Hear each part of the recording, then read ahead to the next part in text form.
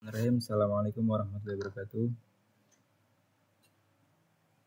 Pada video kali ini saya akan review sebuah buku yang berjudulkan Rekonstruksi Sejarah Al-Quran karya Taufik Adnan Amal. Dimana pada review kali ini saya akan mereview dari bab 6, yaitu kodifikasi Utsman bin Affan.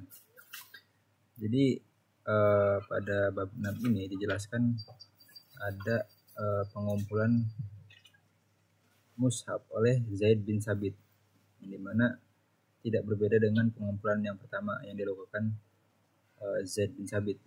Jadi pengumpulan mushaf oleh Zaid bin Sabit itu ada dua, yang pertama dan yang kedua. Nah, untuk penyebaran mushafnya pada mushaf Utsmani itu terdapat riwayat-riwayat yang beragam mengenai beberapa jumlah mushaf Utsmani yang telah diselesaikan penulisannya, yang dimana mushafnya itu juga sudah diterima secara luas,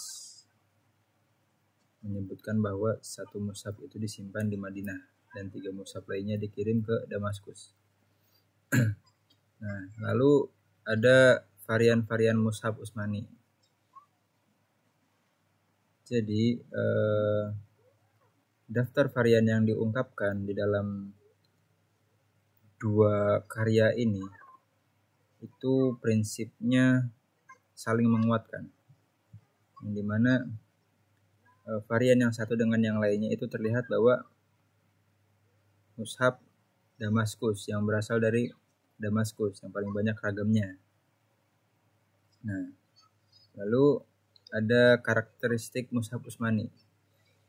Karakteristik mushaf Utsmani itu terdapat sejumlah riwayat yang mengungkapkan bahwa penyusunan surat yang ada di dalam mushaf Utsmani itu bersifat ijtihadi.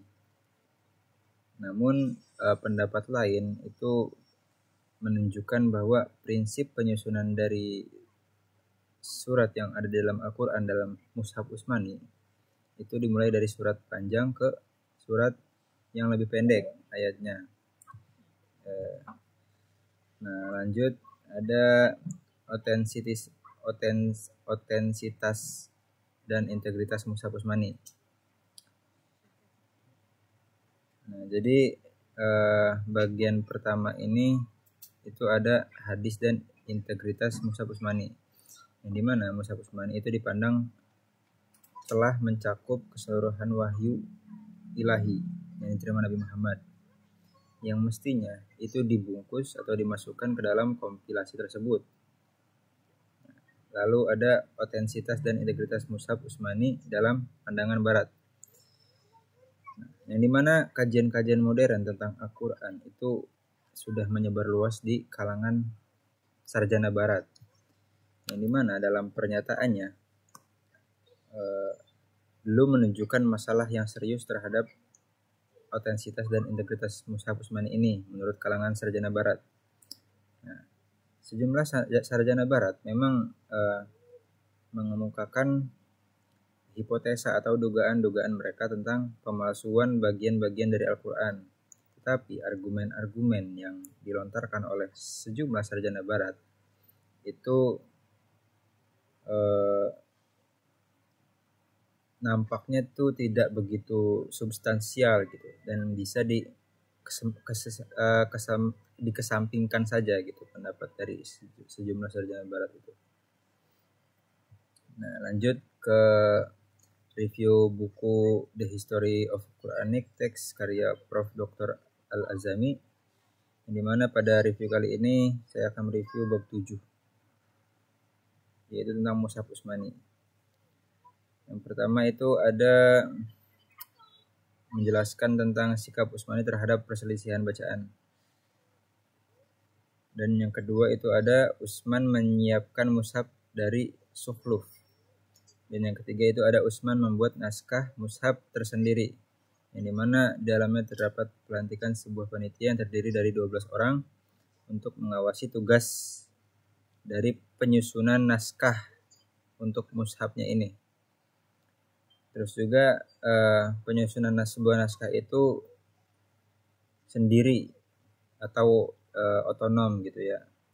Nah, terus Utsman itu mengambil suhuf dari Aisyah sebagai suatu komparasi atau perbandingan, yang dimana waktu itu naskah dibuat tersendiri atau independen. Nah, lalu dibandingkan dengan suhuf resmi yang semula gitu, yang ada pada Hafsah. Jadi mushafnya ini dibandingkan dengan mushafnya si Hafsah, suhufnya dari si Aisyah ini dibandingkan dengan suhufnya si Hafsah. Lalu lanjut ke bab 8, yaitu tentang perkembangan alat pembantu bacaan dalam mushaf Utsmani.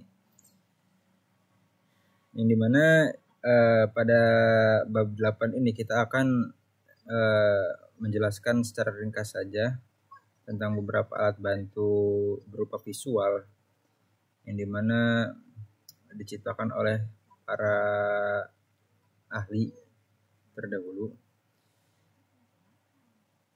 Nah, yang pertama itu ada tanda pemisah surat. Yang pada awalnya mushaf Utsmani itu tidak memiliki tanda pemisah surat. Nah, yang kedua itu tanda pemisah ayat. Mushaf yang dinisbatkan kepada mushaf Utsmani, mushaf yang samar yang dinisbatkan kepada mushaf Utsmani itu memiliki kemungkinan adanya kopian dari yang aslinya gitu. Jadi istilahnya membajakan kalau bahasa sekarang. Nah, mushaf tersebut tuh ditulis oleh beberapa tangan yang menghapus mushaf dari pemisah ayatnya gitu. Nah, mungkin cukup sekian saja review 2 buku tadi. Kurang lebihnya mohon maaf. Assalamualaikum warahmatullahi wabarakatuh.